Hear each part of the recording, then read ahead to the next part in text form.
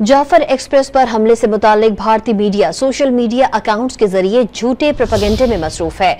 Jafar express पर हमले की खबर आलमी सतह पर डिक्लेयर्ड कलदम दहशतगर्द तंजीम BLA के सोशल मीडिया अकाउंट से ब्रेक हुई, जिसे भारत टीवी चैनल्स और भारतीय अकाउंट्स ने फौरी फैलाया।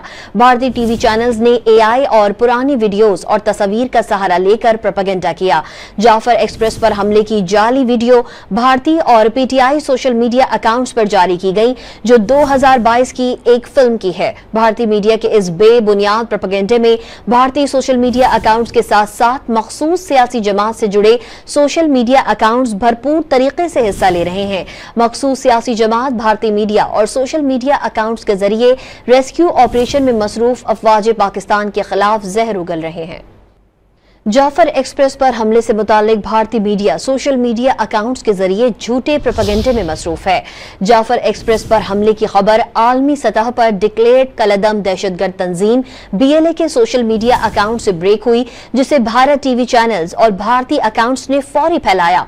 भारतीय टीवी चैनल्स ने AI और पुरानी वीडियोज और तस्वीर का सहारा लेकर प्रोपेगेंडा किया।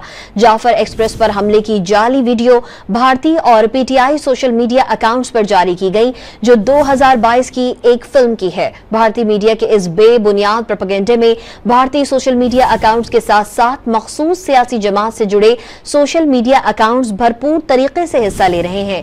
मखसूस सियासी जमात भारतीय मीडिया और सोशल मीडिया अकाउंट्स के जरिए रेस्क्यू ऑपरेशन में मसरूफ अफवाज पाकिस्तान के खिलाफ जहर उगल रहे हैं।